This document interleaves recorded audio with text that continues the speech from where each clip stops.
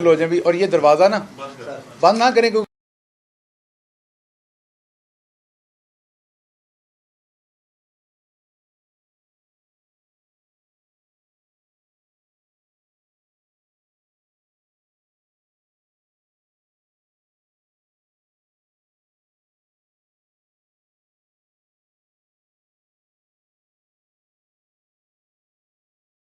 आल पर, उनकी औलाद पर, उनकी उम्मत पर।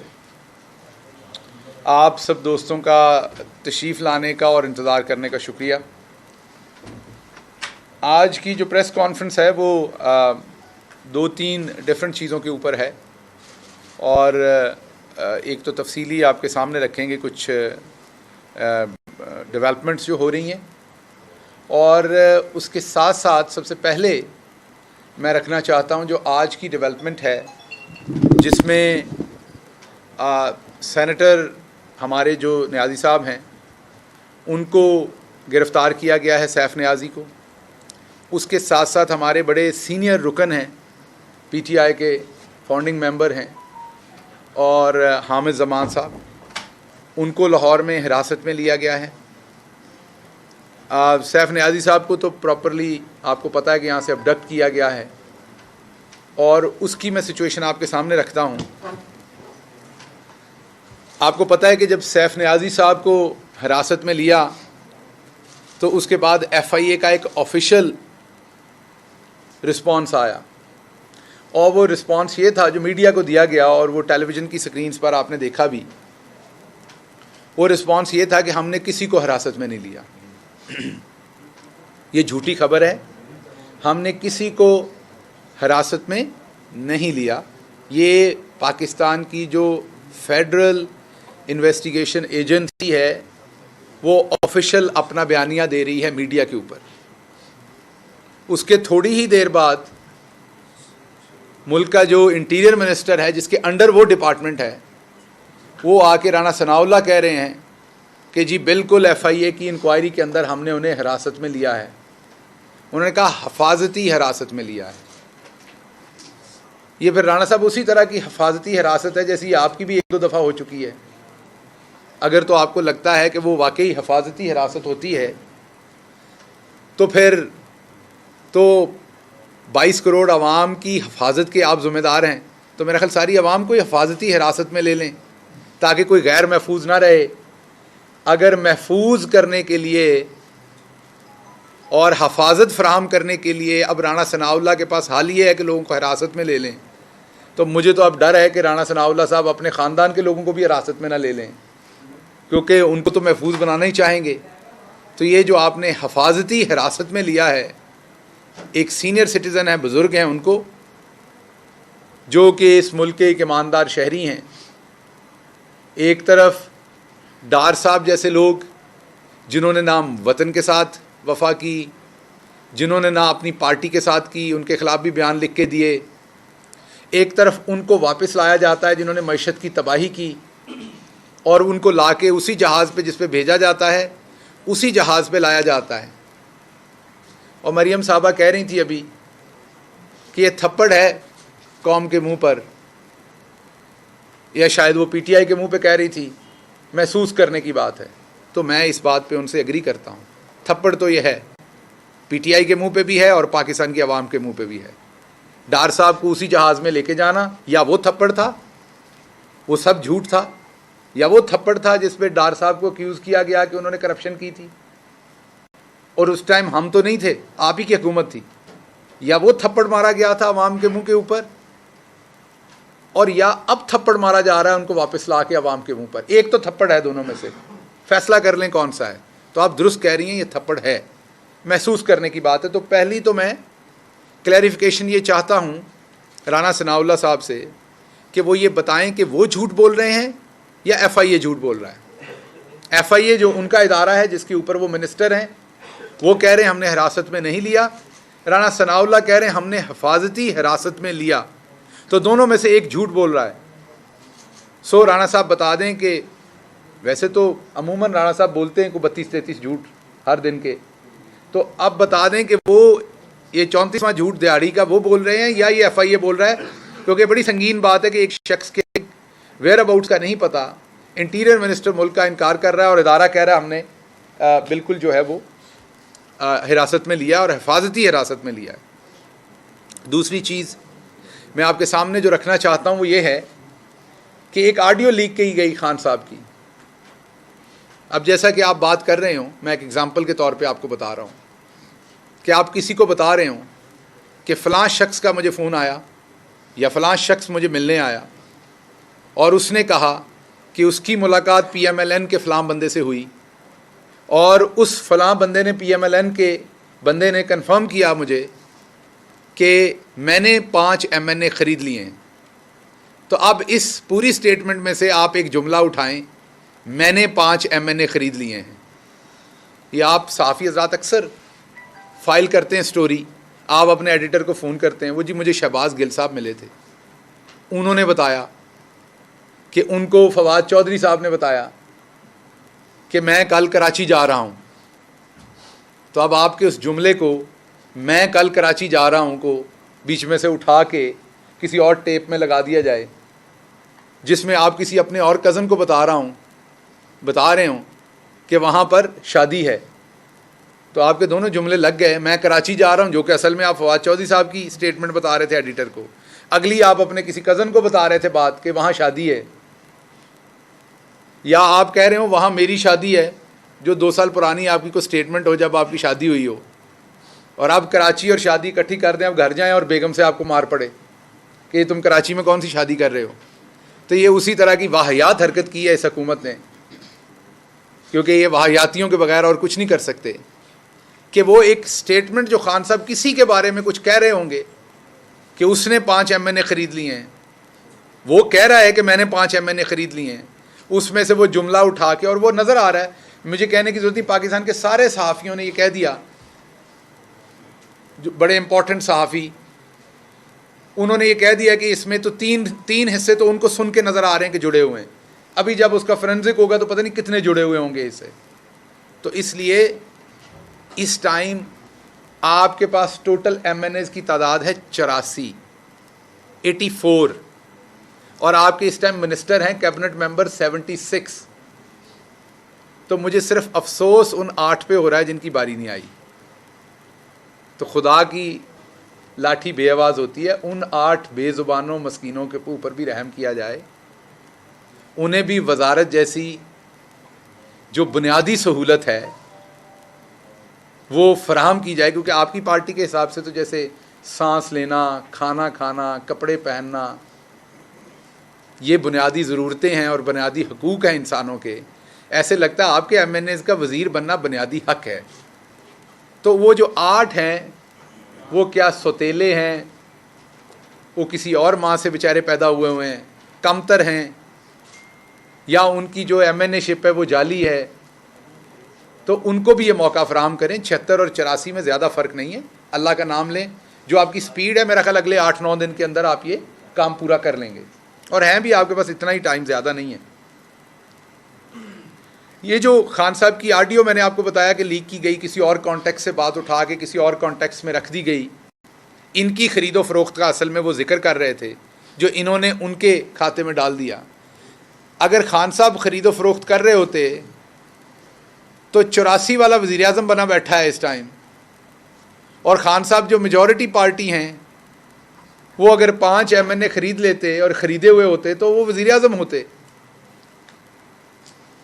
दूसरी बात मैंने करनी है, मरियम औरंगज़ेब साहबा बार बार थप्पड़ों की बातें करती हैं, उंगलियां निकाल निकाल के बातें करती हैं, आंखें निकाल निकाल के बातें करती हैं, अपीयरेंस पे बात करती हैं, खान साहब के काले चश्मे पे बात करती हैं। मरियम औरंगज़ेब साहबा ये ना किया करें, ये बदतमीज़ी है, बद तहजीबी है जो आपने बचपन से नहीं सीखी हुई। अब हमारी बहन है लेकिन आप बहुत ही बड़ी बदतमीज़ हैं। जब आप ये कहेंगे तो वापस कोई प्लास्टिक सर्जरी की बात करेगा, तो क्या आप चश्मे की बात कर रहे हैं ना। मैं अगर आपकी ज़ाहरी लुक्स के ऊपर बात करूंगा तो आपके पास फिर पूरा हक होगा मुझे जवाब देने का। मुझे तमीज़ के दायरे में रहना है। जब मैंने अभी आपको बहन कहा है, हमेशा बाजी कह के आपके बारे में बात की है, तो आप बदतमीज़ी करें, लेकिन बार बार आपसे रिक्वेस्ट की है कि अपने शौहर के मुकाबले में दूसरे लोगों से कम बदतमीज़ी किया करें। उन पर तो आपके एहसानात हैं कि आपने उनके कहने पर सिगरेट एजेंसी के अरबों रुपए जो हैं वो टैक्स माफ़ करवा के दिया। वो तो अब आपसे जूते खाएंगे सारी ज़िंदगी, क्योंकि आपने उनके कहने पर ये कौमी नुकसान पहुंचाया कौमी ख़जाने को, और ये करप्शन की एक बहुत बड़ी दास्तान है जो आपने रकम की। लेकिन दूसरे सियासतदानों के बारे में बात करते हुए थोड़ी मोहतात रहा करें कि आपकी बदजुबानी, बद अखलाकी, बद तहजीबी कहाँ तक जानी है। दूसरों को आप बड़ी जल्दी बद तहजीब करार दे देती हैं। आपको इससे क्या लेना देना है कि खान साहब ने काला चश्मा पहना हुआ है या उन्होंने काला चश्मा नहीं पहना हुआ। ये इतना इंटरेस्ट आपको उनके चश्मे में क्यों है? जब आप लेंगी उनके चश्मे में इतना इंटरेस्ट, तो फिर हम वापस, मेरी बहन, आपकी लीडर आप में इंटरेस्ट लेंगे, और जब हम ये बताएंगे कि आपकी तरफ क्या कुछ है, तो फिर वो बद तहजीबी में आ जाता है। बेहतर नहीं है, इसलिए आप ये बद तहजीबी ना करें। आज उन्होंने ये भी बताया कि इमरान खान की हुकूमत के अंदर आटा 55 रुपये से 100 रुपये में चला गया। आज उन्होंने ये भी बताया कि किस तरीके से घी जो है वो 150-200-250 रुपये से 500-600 रुपये पे चला गया। आज उन्होंने ये भी बताया कि इमरान खान की हुकूमत में डॉलर किस तरीके से 176-78 रुपये से बढ़ के 245-240 रुपये तक चला गया। ये मुझे लग रहा है उन्होंने शहबाज शरीफ का नाम अब इमरान खान रख लिया है, क्योंकि वो बार बार कहता था मेरा नाम बदल देना, अगर ये ना हुआ तो मेरा नाम शहबाज शरीफ नहीं कोई और रख देना। तो मेरा ख्याल है ये बताना भूल गए हमें, अंदर खाते इन्होंने शहबाज शरीफ का नाम इमरान खान रख दिया है। जैसे पहले इन्होंने एक और जानवर का नाम शेर रख के तो इंतखाबी निशान अपना बनाया हुआ था, वो आपको पता ही है। शेरों वाली हरकत कोई नहीं थी, हरकत वही थी दूसरे जानवर वाली, लेकिन नाम शेर रखा हुआ था। अब क्योंकि शहबाज शरीफ जो इनके रिंग मास्टर थे, पंजाब स्पीड, पता नहीं उस बेचारे की इमेजिनरी, जैसे हम में से किसी ने तानसेन नहीं सुना हुआ, दिल करे जब वो गाता हो असल में तो कान फटते हों। हम में से किसी ने टार्जन नहीं देखा हुआ खुद से, दिल करे वो बेचारा दरख्त ना चढ़ सकता हो। दास्तानें सुनी हुई हैं। ऐसे ही शहबाज शरीफ की भी इमेजिनरी दास्तानें बनाई हुई थी कि उसने पता नहीं क्या कर देना है। जब वो बड़े पर्दे पे आया तो उसके पिक्सल फट गए, और बड़ी स्क्रीन पे आया तो उसकी कहानी ख़त्म हो गई। तो बात यह है कि अब इन्होंने शहबाज शरीफ के बारे में, ये मैं आपको अंदर की खबर दे रहा हूँ, कि इन्होंने आपस में उसका नाम इमरान खान रखा है, और ये समझते हैं कि इमरान खान रखने से शायद जैसे इमरान खान एक डूबी हुई मईशत को 6% तरक्की पर ले गया था, जैसे इमरान खान जो कुल आपकी आपकी एक्सपोर्ट और आपके रेमिटेंसेस मिला के कोई 40 अरब के करीब थे, उसको उठा के 60 अरब से ऊपर ले गया था, जैसे इमरान खान पाकिस्तान की एक्सपोर्ट्स को बढ़ा के कहाँ से कहाँ पर ले गया, जैसे ज़राअत के अंदर 4.4% आपके सामने ग्रोथ हुई। आपने देखा ओवरऑल पाकिस्तान की जो मजमूई सूरत हाल है वो बहुत बेहतरी की तरफ जा रही थी। इनको लग रहा है अब शहबाज शरीफ का नाम इमरान खान रख देने से कोई बेहतर होगा, तो इसलिए आज वो जो कुछ इनकी हुकूमत में हुआ वो गिनवा रहे थे। शुक्र है ये नहीं कह दिया कि इमरान खान की हुकूमत में एक भागा हुआ शख्स मुजरम इसहाक डार जो है उसको ला के वापस वज़ीर ख़जाना भी बना दिया, और जो बजाय इसके कि कौम को कोई रिलीफ दें, वो असल में मोडीज़ को और दूसरी कंपनीज़ को धमकियां दे रहे हैं कि अगर आपने हमारी रेटिंग वापस ना की तो हम ये कर देंगे। अब वो आपकी धमकी से तो नहीं चलने वाले, वो स्टेट बैंक का बेचारा कोई मुलाजम तो है नहीं, वो तो एक इंटरनेशनल रेटिंग फर्म है, वो अपने हिसाब से काम करती है। डार साहब ने यह भी बताया हमें कि डॉलर जो है वो असल में 200 रुपये का होना चाहिए। ये मैं नहीं कह रहा, ये डार साहब कह रहे हैं, ये डार साहब की स्टेटमेंट है ऑफिशियल कि डॉलर की असल कीमत 200 रुपये है। हम तो कहते हैं डॉलर की असल कीमत 176 रुपये थी जो हम आपको देके गए थे।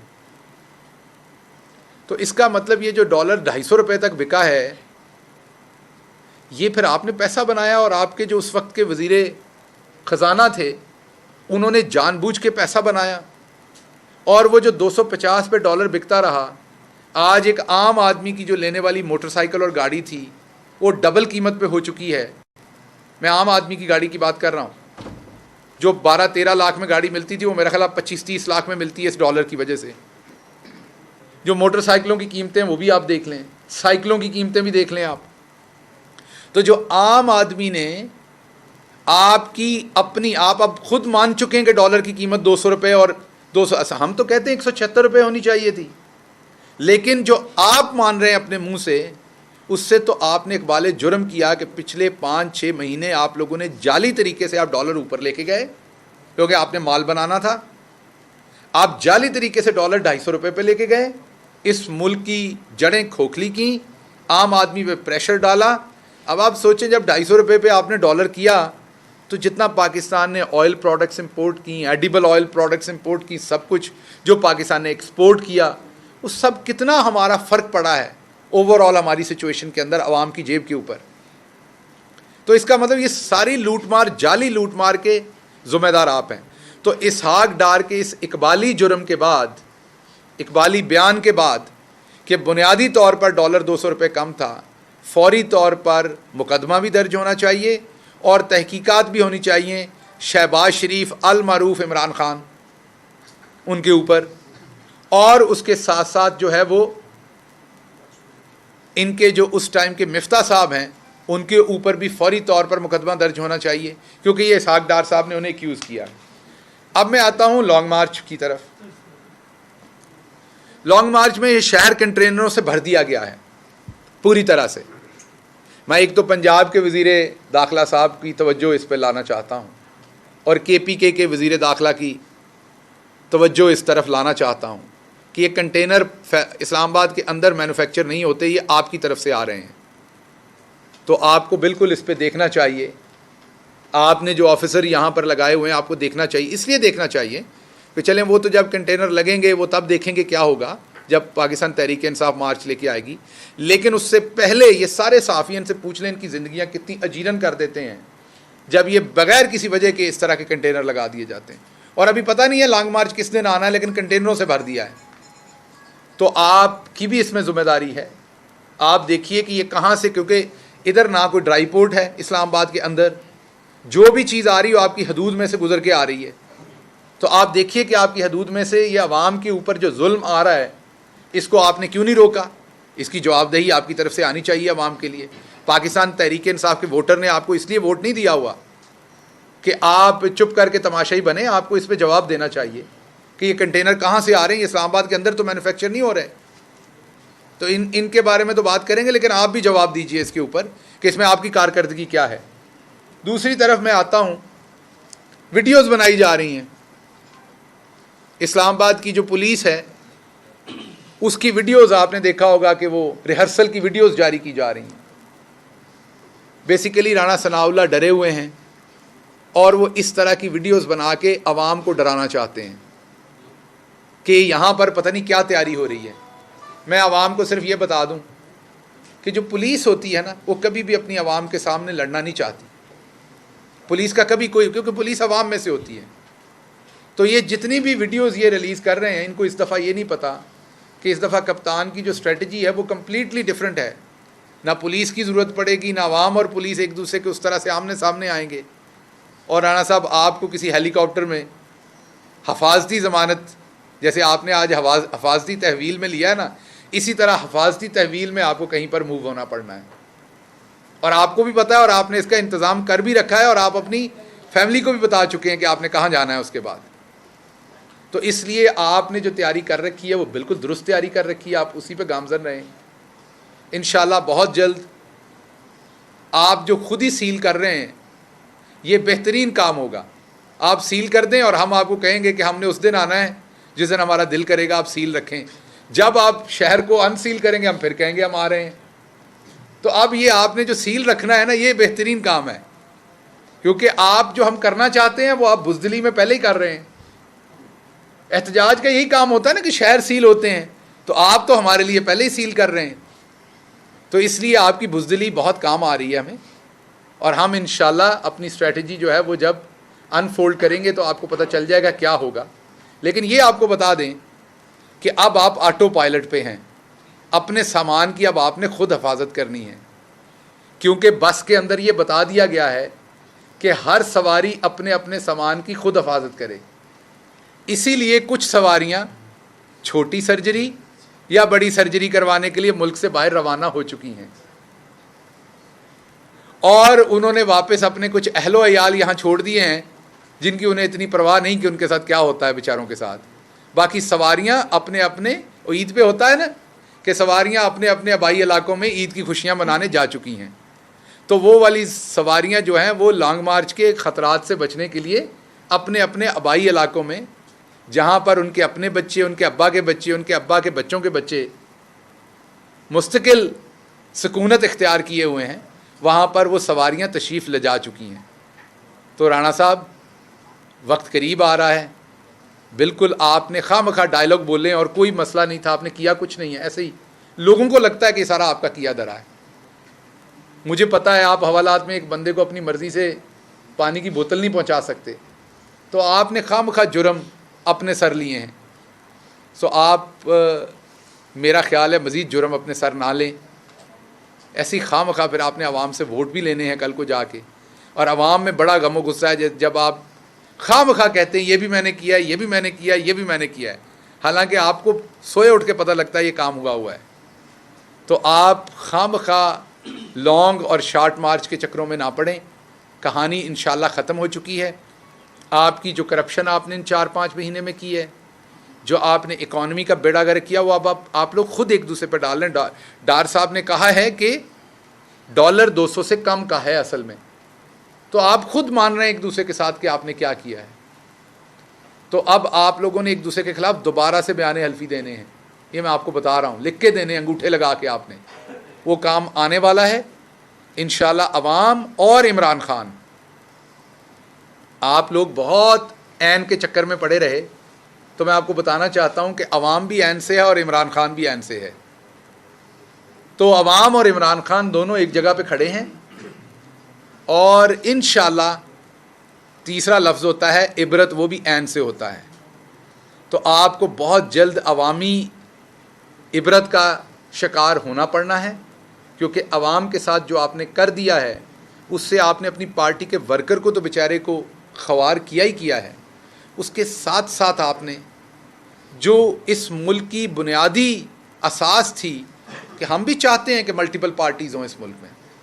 पाकिस्तान तहरीक इंसाफ अगर अकेली पार्टी होगी तो ये जमहूरियत के लिए अच्छा नहीं है। There must be multiple parties so that they can make us accountable, they can ask us the questions,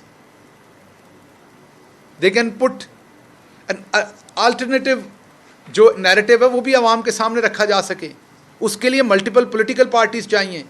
आपने पाकिस्तान की जमहूरियत को एक ऐसा नुकसान पहुंचाया कि आपने बाकी तमाम पार्टीज़ को जो है वो तबाह कर दिया है। आपने ये जो पीटीएम बना के अवाम का जो छोटा मोटा ट्रस्ट था किसी और पार्टी पे ख़त्म कर दिया है। तो आपने बुनियादी तौर पर जमहूरियत को बहुत नुकसान दिया है। इसका खमियाजा आप इंशाल्लाह बहुत जल्द भुगतेंगे, और बाकी इंशाल्लाह आपसे अगले 1-2 दिन के अंदर कुछ और चीज़ें शेयर करेंगे लॉन्ग मार्च के बारे में। डॉक्टर साहब बताइएगा, जो इमरान खान की ऑडियो इन्होंने लीक की है, क्या उसकी किसी ऑथेंटिक एजेंसी से फॉरेंसिक कराएंगे आप? दूसरा ये कि कहा जा रहा है कि लॉन्ग मार्च के हवाले से पंजाब हुकूमत किसी किस्म की कोई फाइनेंशियल सपोर्ट नहीं करेगी। देखिए, पहली बात आपने कहा कि हम अथेंटिकेशन करेंगे, तो ये आप वही बात कह रहे हैं कि किसी ने कहा कि कुत्ता तुम्हारा कान ले गया, वो बंदा कुत्ते के पीछे भाग पड़ा, कान को नहीं, समझ रहे हैं ना। लेकिन हम इसमें ये करेंगे कि हम कुत्ते को जंजीरी डाल के बांध देंगे, तो कान की तरफ ज़्यादा नहीं जाएंगे, खींच के दोबारा नहीं उतार देंगे। मीन के हमें तो पता है वो ऑडियो जाली है, तो हमने उसकी फोरेंसिक क्यों करवानी है? हमें कोई शक है कि वो जाली नहीं है जो हमने फोरेंसिक करके अपने आप को एहसास दिलवाना है?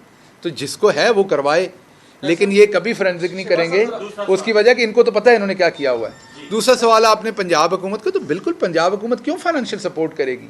ये एक पॉलिटिकल मूवमेंट है, उसमें हमारी पाकिस्तान तहरीक इंसाफ की पार्टी करेगी, पाकिस्तान की आवाम करेगी, पाकिस्तान की आवाम अपना हिस्सा डालेगी। हुकूमती जो वसाइल होंगे वो ना पहले कभी इस्तेमाल हुए हैं ना अब इस्तेमाल होंगे। हाँ, ये ज़रूर है क्योंकि हमारी अपनी हुकूमत है वहाँ पर, तो वहाँ से हमें कोई पाबंदी, वहाँ पर कोई जुल्मों सितम, ये फैज़ाबाद के दरवाजे तक आके हम बैठे होंगे। तो राणा साहब कहते हैं आप आगे ना आए, आगे आने की ज़रूरत क्या होगी आपको? आप वहीं पर ख़त्म हो जाएंगे जब हम वहाँ पर आके बैठ जाएंगे। तो इसलिए मसलन अगर राणा साहब को बाथरूम में बंद कर दें तो उसके बाद उन्हें जेल भेजने की क्या ज़रूरत है अगर वो अपने घर में अपने बाथरूम में सारा दिन बैठे हैं? तो ये इतनी है, घर के अंदर जितनी जगह बाथरूम की होती है उतनी जगह आप मुल्की अगर रकबे के हिसाब से हिसाब लगाएं तो जितनी जगह के राणा साहब वज़ीर दाखिला हैं वो उतनी की जगह है। तो इसलिए राणा साहब तैयार हो जाएं, अब आपने वहीं बैठ के बयान जारी करने, अंदर से ही बीपर देने हैं आपने, तो आप तैयार रहें। डॉक्टर साहब ये बता दें कि आपको हम कई साल से सुन रहे हैं आज आपके लहजे में वो तेजी और अल्फाज में वो बमबारी नहीं है, इसकी वजूहात क्या है? दूसरा सवाल ये कि इमरान खान ने अभी तक लॉन्ग मार्च के हवाले से कोई डिसीजन नहीं ली। इस मार्च की फाइनेंसर कौन होगा? क्योंकि आप एक तरफ जहांगीर तरीन साहब और अलीम खान की शफकत से महरूम है, तो दूसरे साइड पे वहाँ पे ज़हीरुल इस्लाम साहब की शफकत भी अब नहीं रही, तो किस तरह मैनेज करेंगे?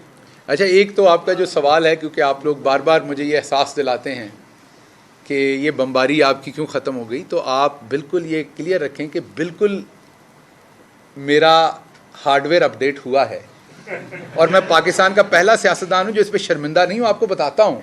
तो आप मुझे बार बार चुबक लगाते हो तो इसका फ़ायदा नहीं, मैं तो खुद कह रहा हूँ।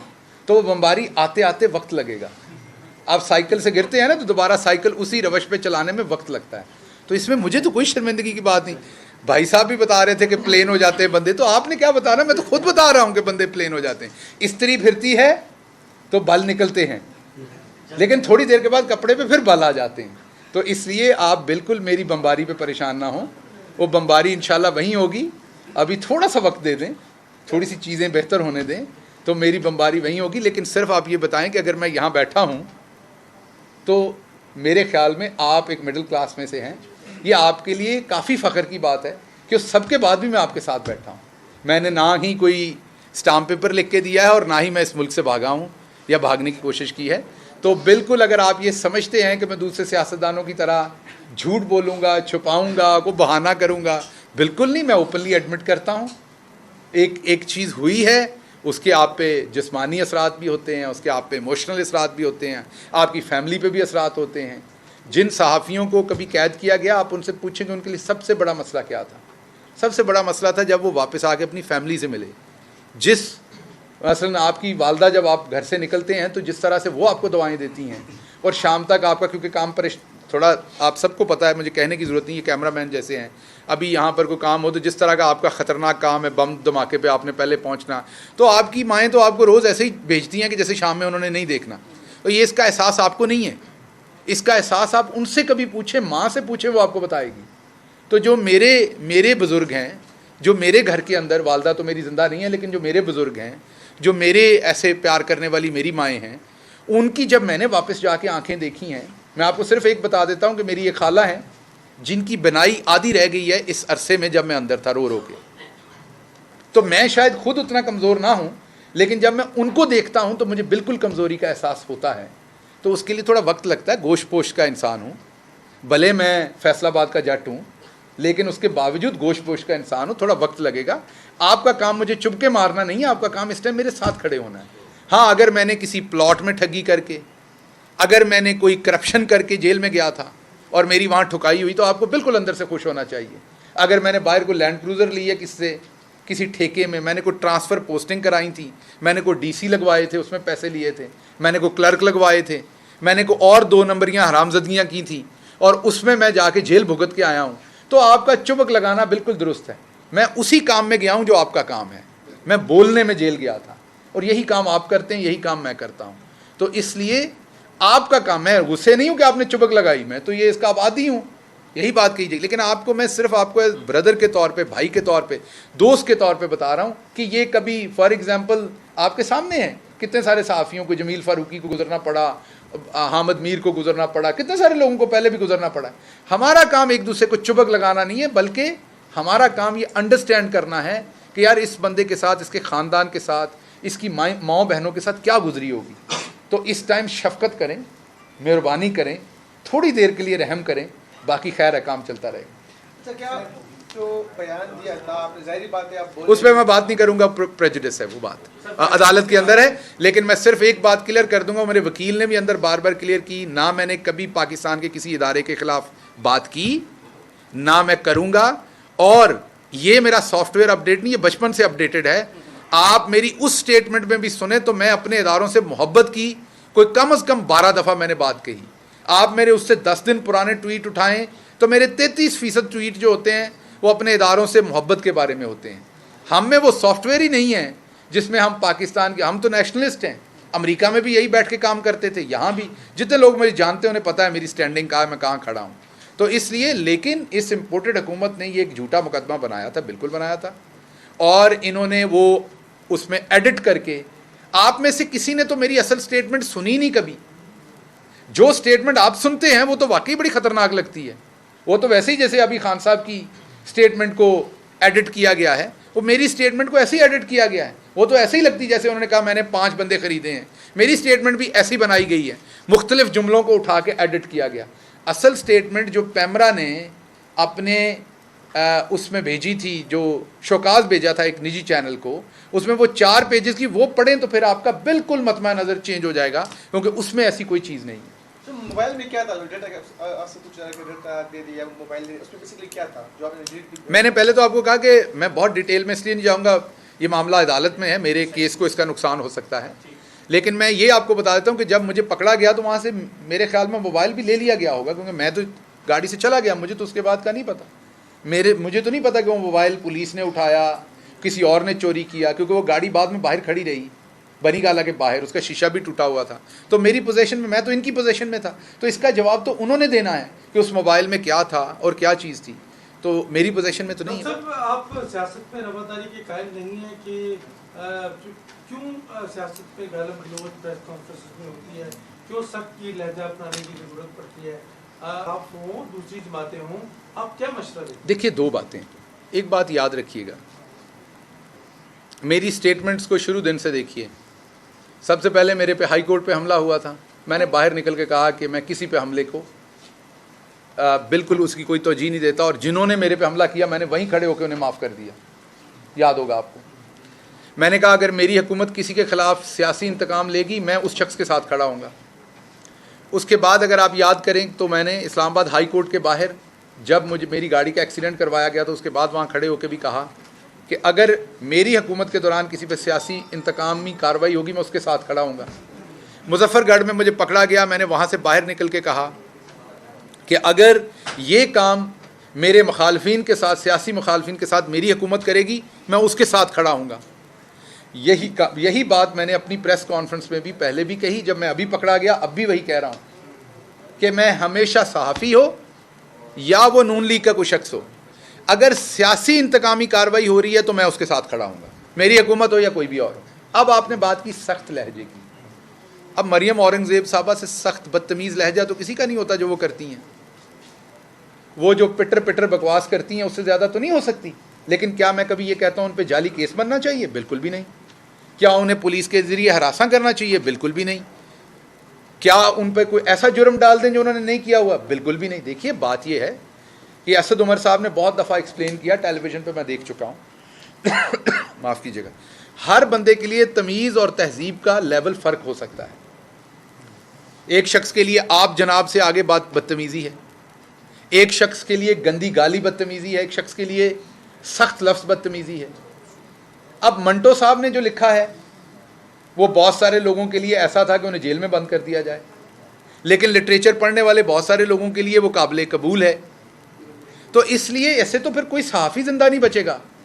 अगर आप ये कहें ये बड़ी तल्ख बात करता है, ये बीपर बड़ा तल्ख देता है, इसका जुमला बड़ा तल्ख है, अगर तो वो बात ऐसी कर रहा है जो आपकी फैमिली के साथ बैठ के आप सुन सकते हैं, देख सकते हैं, तो वो ठीक है, उस पर कानूनी कार्रवाई नहीं कर सकते, करने दे सख्त बात। मरियम औरंगज़ेब ने अभी सख्त बातें की, मैंने जवाब दे दिया है, तो इसमें क्या हर्ज है? उन्होंने की है, मैंने जवाब दे दिया है। अगर तो गंदी गाली दी जा रही है, अगर तो कोई अखलाक से गिरी गैर कानूनी हरकत की जा रही है तो वो गलत है। अब करते क्या है, ये सख्त बोलता है इस पर झूठा केस डाल दो, और भाई तलाल चौधरी अगर सख्त बोलता है तो आप उस वक्त सख्त जवाब दे दो। मैंने तो कभी नहीं कहा तलाल चौधरी पे केस बना दो। ये मंतक नून लीग का है, ये तरीका वारदात इनका है कि जब ये जवाब नहीं दे सकते तो अपने सियासी मुखालफिन के ऊपर झूठे और सच्चे पर्चे बनाते हैं, लेकिन उसकी सबसे ज़्यादा कीमत भी ये खुद ही अदा करते हैं। इन्होंने ही की है, तो अभी भी बाज आ जाएं, सियासत के तरीके से करें, गैर सियासी तरीके से ना करें। सर, इमरान खान साहब ने जो कहा है कि राना सनाउल्लाह और शहबाज शरीफ के अज़ाइम मैं जानता हूँ मगर मेरे प्लान को नहीं जानते, तो मुबैना तौर पर जो खान साहब की कुछ मीटिंग्स हुई हैं एस्टेब्लिशमेंट से, ये कॉन्फिडेंस खान साहब को वहाँ से आया कि इसलिए वो कह रहे हैं कि आप नहीं जानते मैं क्या करने लगा? देखिए इसमें आपने क्योंकि मुबैना कह दिया तो सवाल ही ख़त्म हो गया। जिस दिन आप कंफर्म होंगे उस दिन मैं जवाब दूंगा। मुबैना का जवाब तो मैं प्रेस कॉन्फ्रेंस में मुबैना का जवाब तो नहीं दे सकता। पहले मेरा भाई ज़रा थोड़ा कंफर्म हो जाए, थोड़ी मेहनत और करें अपने सोर्सेज पे, कर लेंगे तो वो मुबैना तौर पर जब आप कन्फर्म कर लेंगे तो मैं आपको कन्फर्म जवाब दूँ। मैं पहले भी तुहानू दसिया मैं फैसलाबाद का जट है, मैं सीधियां पद्धरियां गल्लां करन ते यकीन रखता है। ए मुबैना शुबैना ਜਿਹੜਾ ਨਾ ਮੈਨੂੰ ਸਮਝ नहीं आती अच्छा के साहब ये बताइए आखिरी सवाल है ਤੁਸੀਂ करना है ਤੁਹਾਡਾ काम है मेरा जो आपके साथ हुआ आपका हार्डवेयर जो है अपडेट किया गया तो क्या आप उनको अब बताएंगे किताब लिखेंगे इस हवाले से इसका फैसला करूंगा वक्त आने के ऊपर, लेकिन बात यह है कि मेरी सिर्फ दुआ ये होगी कि मेरे भाई का हार्डवेयर अपडेट ना हो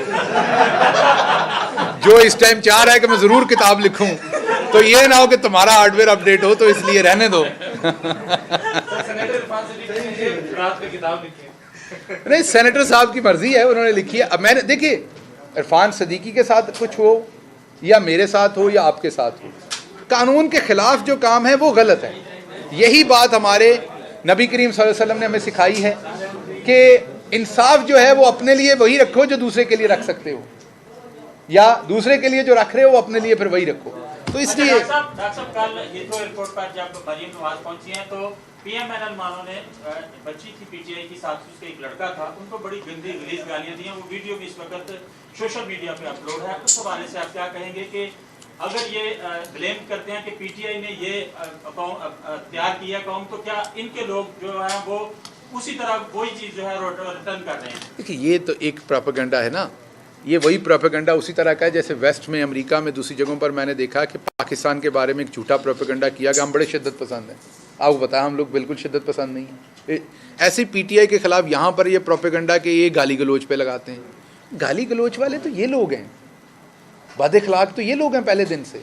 ये तो इन्होंने एक झूठा प्रोपेगेंडा लगाना है जो इस मुल्क का तरीका है। मसलन आपने मेरी करप्शन की बात की है ना, तो मैं बजाय उसका जवाब देने के कहूँ कि आपने तो फलां से पैसे लेकर स्टोरी की थी, आपको आपकी डाल दूँ, तो ये इन्होंने वो किया है काम हमारे साथ।